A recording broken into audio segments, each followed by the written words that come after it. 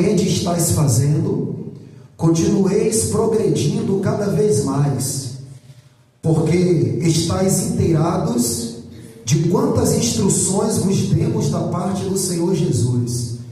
Pois essa é a vontade de Deus, a vossa santificação, que vos abstenhais da prostituição, que cada um de vós saiba possuir o próprio corpo em santificação e honra. Amém? Aleluia. Pode fechar a Bíblia ainda de pé. Aleluia. Eu quero orar por vocês, eu quero orar por esse lugar, e quero também orar por essa comunidade, para que Deus possa agregar pessoas a este lugar, porque toda a terra precisa se render diante do nome do Senhor. Amém? Ore comigo com as mãos levantadas. Soberano Deus e eterno Pai, Deus de maravilha, Deus eterno, Deus poderoso, eis aqui, Senhor, com a tua igreja, para juntos glorificarmos e exaltarmos o teu vivo e poderoso nome, pedindo que as tuas mãos, ó Pai, continuem estendidas sobre este lugar, sobre esta localidade. Meu Deus, eu não conheço nenhum habitante que reside aqui neste lugar, mas o Senhor conhece, porque a tua palavra diz que o coração do rei está em tuas mãos. Por isso, ó Pai, sem duvidar do teu poder e da tua glória, nós queremos te pedir que o Senhor visite cada morador desta localidade, Senhor, com bênção de libertação, com bênção de curas, ó Deus, respondendo orações que estão diante de ti, porque a tua palavra diz que o Senhor é fiel, Senhor, para cumprir com tudo aquilo que o Senhor tem determinado sobre a terra. Por isso, meu Deus, que a tua palavra, que é como um martelo que esmiuça a pilha, possa entrar em cada lar, possa entrar em cada residência, ó Deus, com libertação, porque tu és a verdade.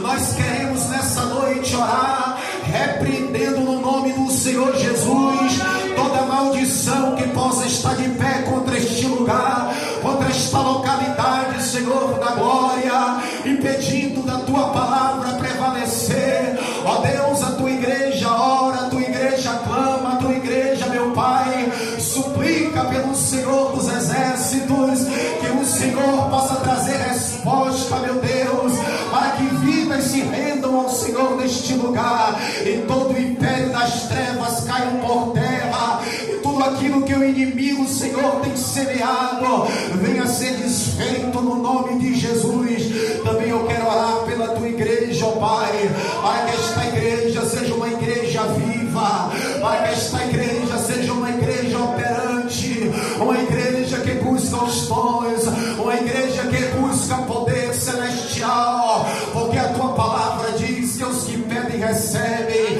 os que buscam encontram, os que batem a porta se abre. Por isso que essa igreja entenda o compromisso que ela tem diante de ti neste lugar, de fazer o teu santo e o teu eterno nome conhecido para todos sempre. É o que nós te pedimos e assim te agradecemos, ó Deus, na certeza de que o Senhor está com os ouvidos inclinados e com as mãos estendidas à oração que se faz neste lugar, em nome de Jesus. Podeis aceitar. Glória a Deus. Glória.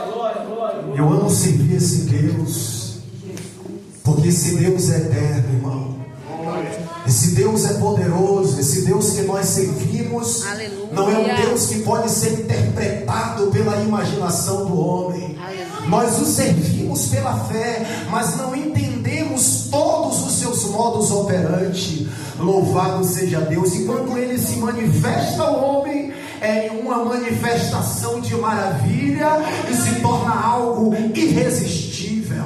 Ele chamou Moisés em uma fase de 120 anos. A vida de Moisés foi dividida em 3 fases: de 0 a 40, de 40 a 80, de 80 a 120, e de 80 a 120 foi vivendo o melhor tempo que o homem pode viver, conhecendo a Deus e prosseguindo em conhecer. Aleluia. E o primeiro contato que o Deus Todo-Poderoso, que conhece o coração de cada um de nós que estamos aqui nessa noite, teve com Moisés, ele surpreendeu o homem, porque não tem coração grande que Deus não possa encher quando ele desce aparece na terra. E quando ele aparece a Moisés naquela teofania, naquela sarça que ardia e não se consumia lá no Monte Sinai ou Monte Horebe, a Bíblia diz que Deus surpreendeu Moisés. E Moisés disse: chegarei para perto e verei essa maravilha. Porque tudo que Deus faz se qualifica como maravilha, irmão. É uma porta que ele fecha, é maravilha. É uma topada que você toma e perde, quem sabe até a cabeça do dedo, entenda como uma maravilha. É um filho que você queria que estivesse aqui e ainda não está, é uma maravilha. Porque há um tempo determinado, não por mim nem por você, mas por Deus, para que todos os propósitos se aconteçam na terra. E Deus estabeleceu, porque Ele não contente com o homem a vida toda. O homem pensa que é senhor de si mesmo e tem o controle da sua vida. Porque a Bíblia diz que o apóstolo Paulo, ele era um homem usado por Deus, e isso era notório.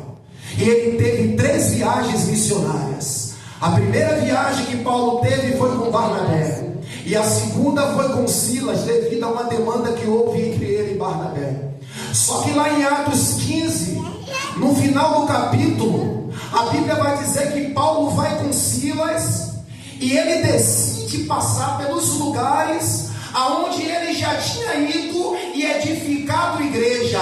Mas tem desejos que estão no nosso coração, mas Deus, como é um Deus que conhece todas as coisas, Ele sabe o que é melhor para o homem. E Paulo chama Silas e diz: voltemos pelos lugares que já passamos, que já implantamos igreja, que já instruímos a igreja, a maneira que deveis andar. Mas aquela não era a vontade de Deus. Por mais que seja bom aos nossos olhos, por mais que esteja tudo lindo, por mais que esteja tudo preparado, os caminhos de Deus é caminho melhor e mais excelente para a sua igreja.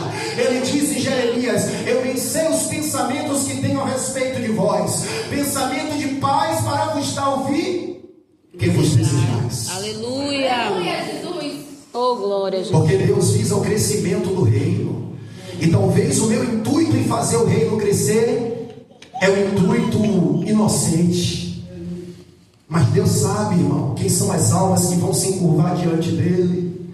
Deus sabe quem é que vai vir se derramando no altar, reconhecendo Ele como o Senhor e Salvador das suas vidas. Por isso que nós devemos apenas ouvir a voz do Mestre e ir por todo o mundo pregando o Evangelho a toda criatura. Aleluia.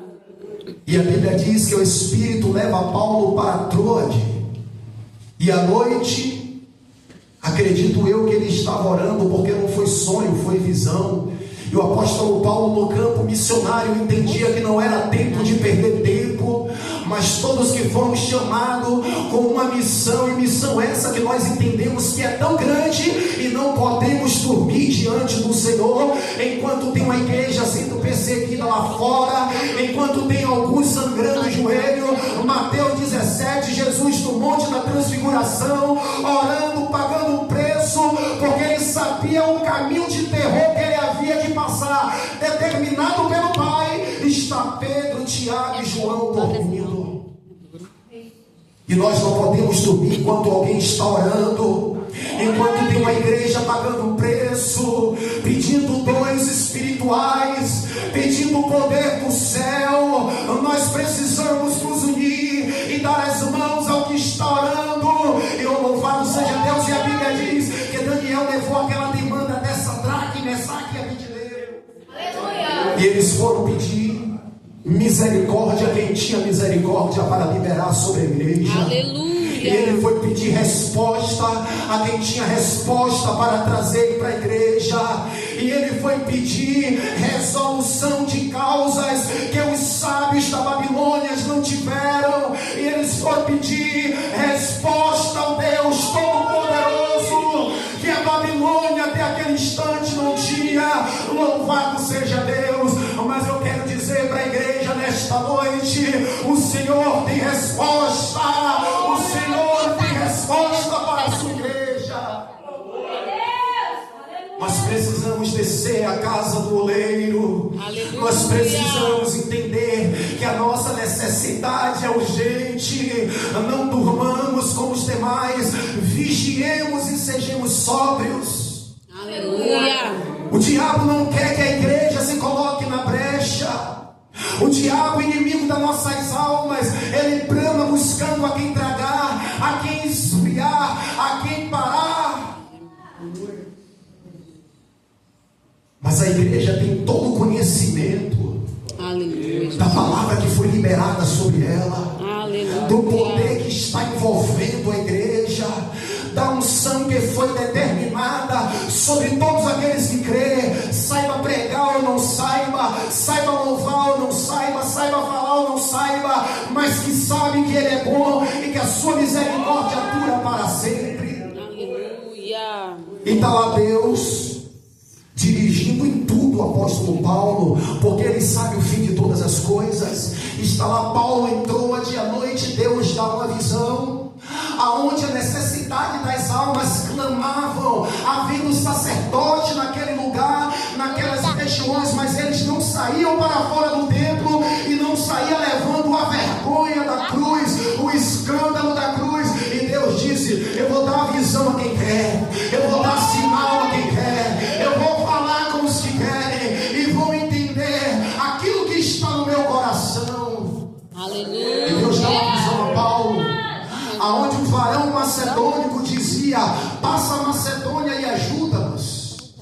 E o coração de Paulo estava amolecido para entender que a necessidade daquela comunidade era de evangelho. As pessoas não precisam de mais dinheiro, as pessoas não precisam de mais condição social. Quem dera que eu tivesse 1 milhão na minha conta para sair fazendo obras e obras. Isso é bom, mas não é isso que as pessoas precisam. As pessoas precisam é de poder, as pessoas precisam é de unção, é de homens e mulheres que dobrem os joelhos em intimidade com o céu e peça almas rendidas. Aleluia. De uma igreja que não para, que não se acomoda com as tribulações. Afinal de contas, não estamos sofrendo nada. Afinal de contas, não estamos passando nada, não estamos sendo perseguidos nem 1%. E quando Deus usa um instrumento para nos perseguir, porque é um tratar de Deus, é um trabalhar de Deus para você que pede paciência, para você que pede para ser mais crente. Deus nem sempre vai te dar graça para orar 10 horas. Você pede para ser mais crente, Deus vai colocar uma pessoa no trabalho, é uma pessoa na rua, é uma pessoa dentro de casa, para ir gerando em nós os atributos do céu. Conheceste o meu servo Jó? Viste o meu servo Jó? É um homem íntegro, é um homem reto, é um homem justo e temente a Deus. Jó era rico, Jó se preocupava com essas coisas, mas antes de tudo ele tinha qualidades espirituais. A mesma Bíblia que fala que Jó era rico é a Bíblia que fala que Jó era fiel. É a Bíblia que fala que Jó tinha amor. É a Bíblia que fala que Jó tinha nele os sentimentos de Cristo. Aleluia.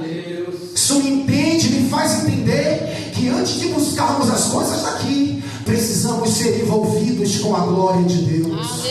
Precisamos deixar o céu invadir a nossa alma. Precisamos dizer, como Isaías: ela tocou os meus lábios. Eis-me aqui, envia-me a mim. Louvado seja Deus. Aleluia. Você é a resposta para este lugar. Você é a resposta para esta comunidade. Quando Pedro, em Atos 3, acaba de pregar, em Atos 2, acaba de descer o revestimento de poder, e Pedro se levanta, porque a palavra estava com ele, a palavra está no teu coração. Ninguém se converteu com aquela manifestação do Espírito, porque os dons não salvam, o dom capacita, o dom prepara, o dom é como um instrumento afiado na boca de quem crê.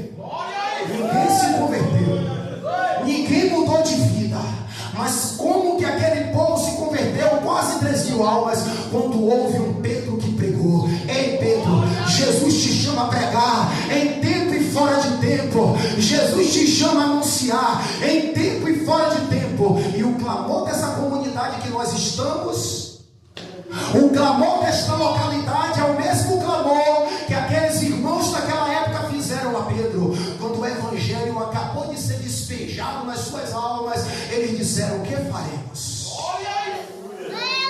Temos que ter resposta para a pergunta dos sedentos.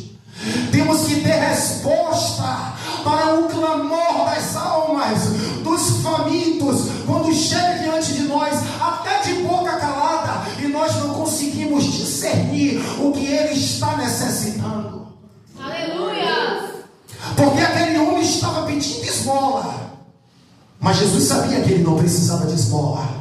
Pedro sabia que ele não precisava de esmola, porque esmola é largar as muletas. Jesus não te chama para dar muleta, Jesus não te chama para dar subterfúgio, ele te chama para trazer a solução. E Pedro disse: olha para nós, eu não tenho prata, eu não tenho ouro, mas o que eu tenho, e eu te pergunto: o que você tens? O que tens nesta noite? Dá as almas, irmão. Pedro disse: mas o que eu tenho, cada um só dá o que tem, irmãos. Se eu chego na casa do irmão só para falar dos outros, é isso que eu tenho. Se eu sou uma pessoa pessimista, vem um irmão cheio de fé, cheio de confiança, querendo fazer a obra acontecer, e eu boto intempéries porque não vai dar, porque o ar-condicionado está quebrado, o relógio está sem bateria, faltou energia, é tudo que eu tenho, só negatividade. Mas se eu fizer como o filho pródigo, levantar-me-ei e irei tirar a força de dentro. Ele foi convencido, não foi quando ele chegou ao Pai, foi quando ele venceu a guerra dentro dele, lá na cidade distante. E tem guerra que precisa ser vencida dentro de nós, para nós vencermos e nos achegar até o Pai. Tem luta que precisa ser travada dentro de nós. Não podemos dar vazão à nossa carne, porque as obras da carne são conhecidas, e são prostituições, avareza, idolatria, tudo que perdura sobre essa geração que está ao seu redor. Mas você foi chamado como luz, e não se acende uma candeia para botar debaixo do alqueire, mas um velador. Jesus te chamou para colocar a candeia em cima da mesa. Jesus chamou você para que através de você a verdade seja exposta, a verdade venha à tona, e isso sem temer a própria vida, porque o Deus que chama é o Deus que é fiel para garantir até o fim. Aleluia! Verdade. Ele disse a Jeremias: te farei como torre fortificada contra a casa de Israel. Aleluia! Prega e não te cales, porque antes que tu fosse formado, quando tu ainda era uma substância informe, um líquido dentro do teu pai, antes de teu pai coabitar com a tua mãe, eu te conhecia, porque ele conhece o coração do homem e pesa as suas obras. Verdade, Deus. Precisamos dizer: eis-me aqui a esse Deus poderoso. Precisamos dizer: eis-me aqui a esse Deus tremendo. A necessidade do reino não espera as minhas disponibilidades. E qual é a necessidade que você fala, irmão Paulo? Que tenha homens e mulheres incendiados com a glória do Deus eterno, para trazer resposta para essa geração adúltera, para essa geração caída. Essa geração carece de Deus. A cada dia que passa, o sistema está envolvendo o mundo, e muitos crentes envolvidos no TikTok do diabo. Muitas pessoas sem discernimento, seguindo o cantor ímpio, dando like para pessoas que postam vídeos de qualquer forma, de piada. Deus nos chamou, irmão, com um chamado de poder. Deus nos chamou com um chamado de glória. Não é para ser santarrão, mas também não é para rir com o que o Espírito não está rindo. Não é para aplaudir o que o Espírito não está aplaudindo. Louvado seja Deus. Mas é para você descobrir o que está no coração de Deus. Assim como Israel, Deus levantou Israel como um exemplo para as demais nações, para que o mundo olhasse para Israel e visse Israel como régua, e visse Israel como lei. Não era para Israel ficar metido a besta: só eu tenho Deus poderoso, só eu tenho Deus grande, o Deus de Jacó está comigo, e está lá embaixo no monte fazendo deuses conforme a sua própria imaginação, conforme o seu próprio coração. Mas é para entender que toda a virtude que está em nós vem do Pai das luzes, e cada capacidade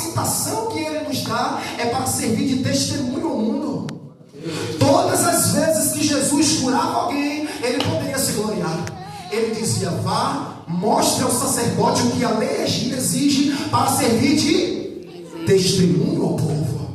Nós fomos curados, nós fomos libertos, nós fomos transformados, nós fomos alcançados. O processo ainda está em andamento em nós, mas Jesus está dizendo: vai e mostra ao mundo tudo que Deus fez por ti. Aleluia! Oh, glória a Jesus. Nós estamos insistindo em deixar que o que Deus quer que aconteça não aconteça só porque não queremos orar. A falta de coragem é porque é a falta de oração. A falta de poder é porque é a falta de comunhão. A falta de disponibilidade é porque é a falta de consagração. Porque se o homem se consagrar, Deus usa. Se o homem se consagrar, Deus faz. Se o homem se consagrar, Deus manifesta. Oh, aleluia! Deus. Servimos a um Deus que é fiel com a sua palavra. Servimos a um Deus que vela pela sua palavra. Eu ensinando na escola dominical aos irmãos, eu disse: irmãos, eu defino de 3 maneiras. Primeiro, o intuito de Deus é glorificar o seu nome. Segundo, o intuito de Deus é edificar a igreja. E terceiro, o intuito de Deus é salvar pecadores. Salvar pecadores. Salvar pecadores, irmãos.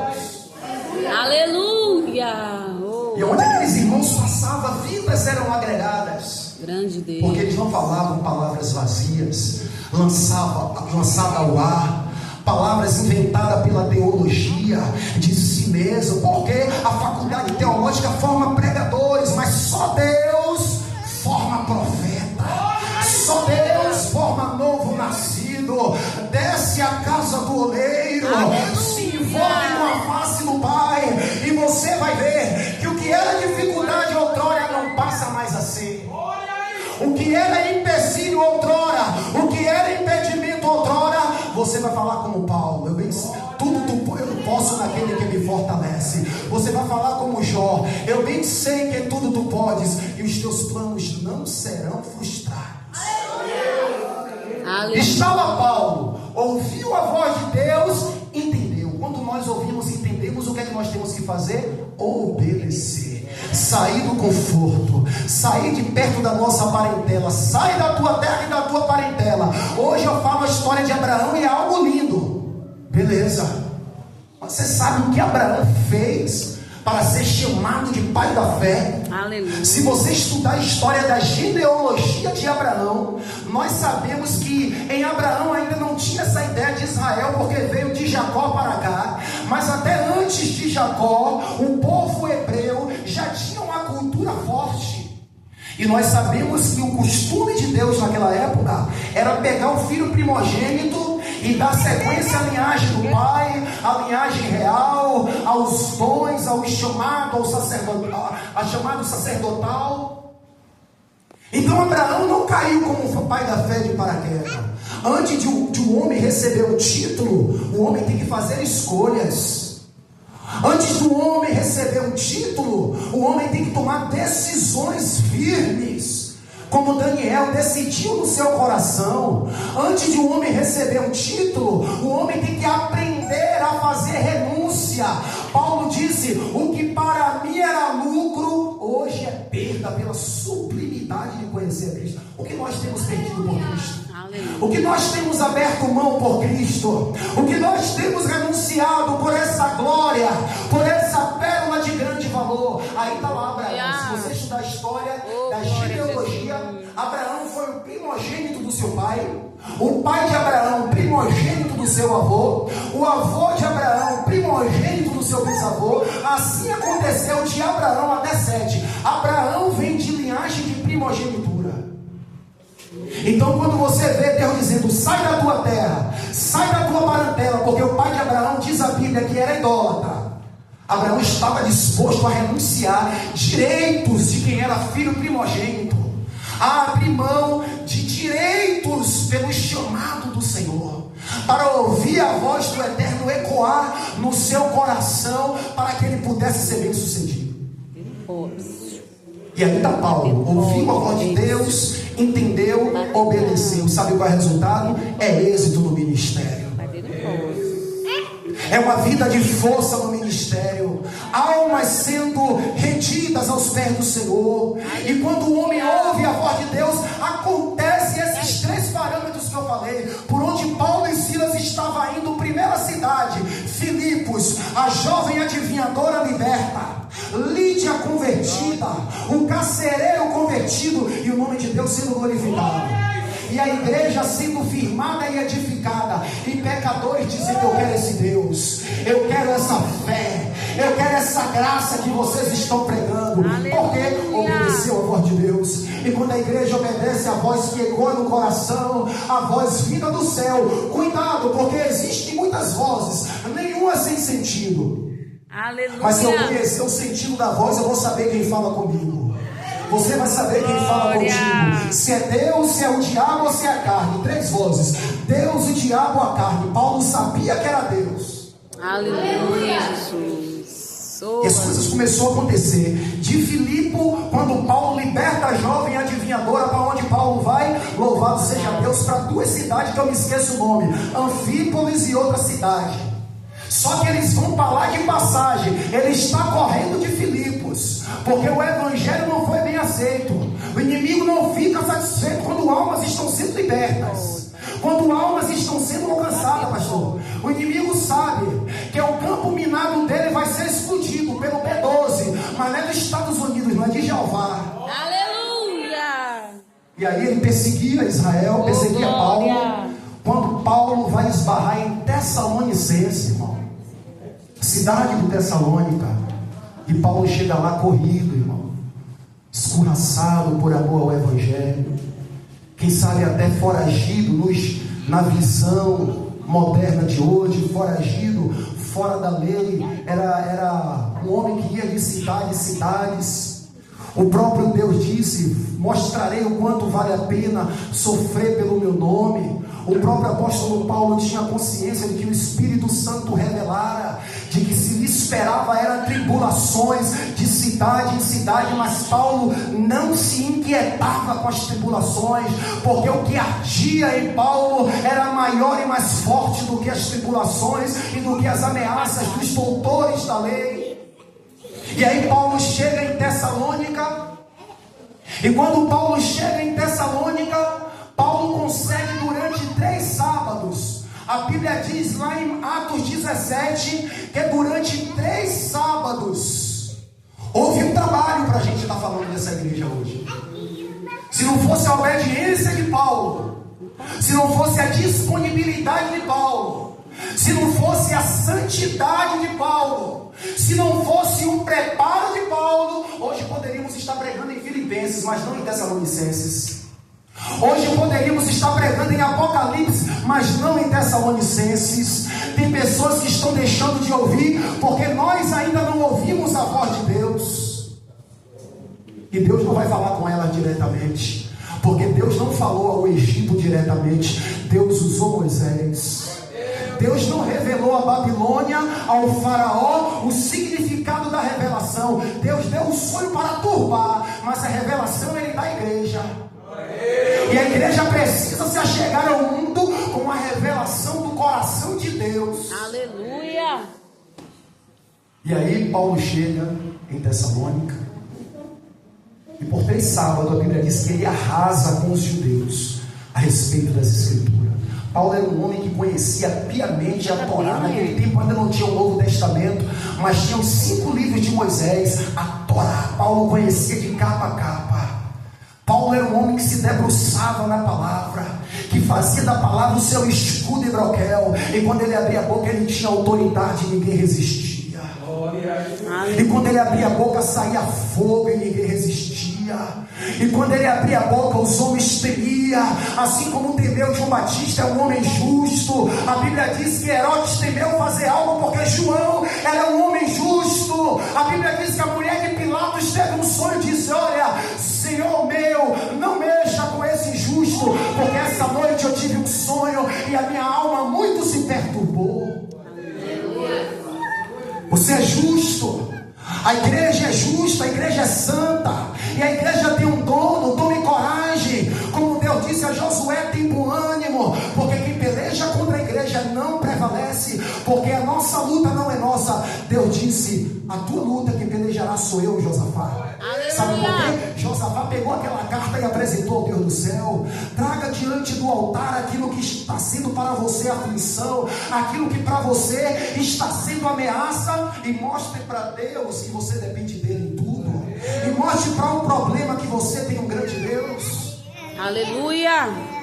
E ainda lá, vamos correr. E aí Paulo prega em Tessalônica, e a Bíblia diz que mulheres de alta posição, muitos sacerdotes, grande multidão, abraçaram a fé. Durante aproximadamente um mês, 3 sábados. Mas as palavras eram palavras, irmão, de graça, de verdade.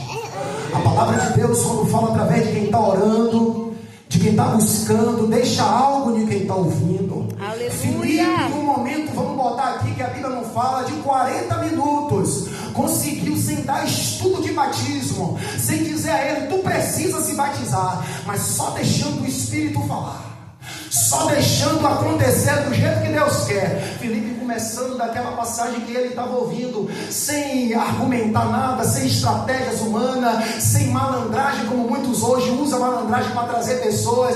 Vamos usar certo tipo de malandragem, estratégia que não é bíblica, porque a única estratégia para trazer alma é jejum e oração. Jejum e oração, humilhação, derramamento, é pranto. Aleluia. Porque quem traz é o Deus que está no céu ouvindo a igreja. Aleluia. Quem traz não é a minha sabedoria histórica, arqueológica ou teológica. Aleluia. O eunuco disse, tem água aqui, o que farei? Não quero nem saber como é o batismo, sei que ele já está ardendo em mim. Aleluia. O que eu vou fazer é só uma expressão do que já está ardendo dentro. Tem água aí que me pede de ser batizado. A palavra pregada gera desejo de quem ouve. A palavra pregada na direção do Espírito gera impacto de quem ouve. Se debruce na palavra, perca noites com a palavra. Aleluia. Ore a palavra, priorizem a palavra. Oh, E aí Paulo consegue fundar uma igreja, irmãos. Mas entenda, todo lugar que o homem prega, faz a vontade de Deus e tem resultado e tem pessoas malignas, vai haver perseguição. E em Tessalônica não foi diferente. Os judeus começaram a se levantar contra Paulo, porque a obra de Paulo era do Espírito. E aí de Tessalônica, para onde Paulo vai? Para Bereia. Peraí, mãe. De Bereia, os crentes de Bereia eram mais nobres, porque Paulo falava e eles não comiam, porque era Paulo, porque era o presbítero, porque era o pastor, porque era o bispo. Ele ia para as escrituras, é a fonte de vida. Aleluia. Paulo, que sou eu também, pode errar, o pastor pode errar, o diácono pode errar, a irmã pode errar, mas se tem um que não erra, é a palavra. Vá para a palavra. Coma a palavra, gaste tempo com a palavra, confira com a palavra. Aleluia, Deus vivo. E aí quando Paulo está em Bereia, de Bereia para onde é que Paulo vai? Para Atenas, Atos 18. Aleluia. E de Atenas, Paulo escreveu aos irmãos de Tessalonicenses. Porque Paulo estava em Atenas. Paulo sabia que a igreja que ele tinha fundado em Tessalônica não foi bem aceita pelas autoridades judias da época. Paulo sabia que se levantara grande perseguição contra os irmãos. E Paulo, quando escreve a Tessalônica, diz: pareceu-nos bem, no capítulo 1, ficar só em Atenas e mandar até vós Timóteo, para reparar a deficiência da vossa fé. E Paulo, quando escreve aos Tessalonicenses, entendemos que Tessalonicenses, através dos escritos de Paulo, era uma igreja nova, mas era uma igreja referência. O apóstolo Paulo disse à igreja de Tessalônica: a fé no Senhor Jesus dentre vós cresce a tal ponto que não há necessidade de que eu vos acrescente coisa alguma, porque em tudo vocês têm mostrado que é exemplo das igrejas que estão na Judeia. Porque como eles padeceram dos seus compatriotas, vocês estão padecendo. Mas a igreja estava padecendo, sofrendo perseguições, mas estava como uma igreja fiel. Aleluia. Estava com os resultados que Deus queria. Estava trazendo os frutos que o Espírito queria. E quando o apóstolo Paulo escreve no capítulo 4, o apóstolo Paulo não escreve como se fosse uma das outras igrejas qualquer, a exemplo de uma das 7 da Ásia lá de Apocalipse. Paulo disse: escrevo-vos, rogo, porque o interesse que dominava Paulo era o crescimento, irmão, era a edificação. Um homem que está na frente da obra, um líder, você não conhece as dobras da alma dele, os órgãos dele, o sentimento que passa nele, mas é o crescimento do reino. É que os irmãos orem sem precisar ninguém ficar mandando. É que os irmãos aprendam a tomar decisões que vão marcar a sua vida como vida de fidelidade, para que no final também ele colha resultado. Olhe para a igreja e veja o fruto do seu trabalho. Verdade, Deus. Aleluia. E veja que não tem sido em vão. O apóstolo Paulo disse: eu rogo-vos para que vocês depositem 10 mil na minha conta. Eu faço um pix aí rapidinho. Eu rogo-vos para que você venha me buscar hoje para eu ir para o culto com a sua Hilux. Eu rogo-vos para que, como vocês estão obedecendo a maneira de vida, o estilo de doutrina apostólica, que quando eu estava aí em meio a muita luta durante 3 sábados, eu vos transmiti, porque Paulo disse: o que eu recebi foi o que eu entreguei. Paulo não pregava doutrinas inventadas pelo concílio apostólico. Paulo entregava aquilo que Deus colocava no seu coração. Aleluia. Como vocês estão fazendo, continuei progredindo. É isso que a igreja de Fazenda Telha precisa. Se você está obedecendo, continue progredindo. Se você está orando, não decaias da fé. Continue orando. O que é santo, santifique-se mais. O que é justo, se justifique cada dia mais em Cristo. Conheçamos e prossigamos em conhecer, porque como a alva, a sua vinda é certa. Aleluia. E Paulo falava, já estou encerrando, da igreja de Tessalonicenses com prazer, porque o prazer de quem está na frente é ver uma igreja dando fruto. É ver uma igreja desenvolvendo, irmão. Se pudesse, todos os irmãos pegavam fogo. Não ficava só um dizendo: a campanha de oração amanhã às 6 horas. A campanha de amanhã às 6 horas. Hoje era um irmão, tem campanha amanhã. Daqui a pouco amanhã era outro irmão. E a campanha, pensar que não, pastor, já é 6 horas, cadê o senhor? Ô, meu filho, o pneu furou. Pensei que o senhor não via, que a minha alma está sedenta. Obrigado. É sede, irmão. É algo que homens não colocam em nós. Mas se nós deixar o Espírito trabalhar, o Espírito mover, o Espírito fazer aquilo que está ordenado desde a eternidade, o Espírito faz, porque Ele conhece até a mente de Deus, até as profundezas de Deus, e Ele sabe o que é bom para a sua igreja. Aleluia. Ei, irmãos, Amém. se porventura você está em falta com Deus, não continue em falta, irmão. Porque quando o apóstolo Paulo acabou de pregar a igreja de Tessalônica, que ele funda a igreja, que envia essa carta, ele está exortando os irmãos, lembrando que mediante tudo que eles tomaram conhecimento, eles estão em grande responsabilidade diante de Deus. Porque enquanto não sabemos de nada disso, estamos inocentes. Mas Jesus disse: se alguém ouve a minha palavra e não pratica, eu não julgo. A própria palavra o julgará naquele grande dia. Amém, irmãos? Aplauda o Senhor Jesus.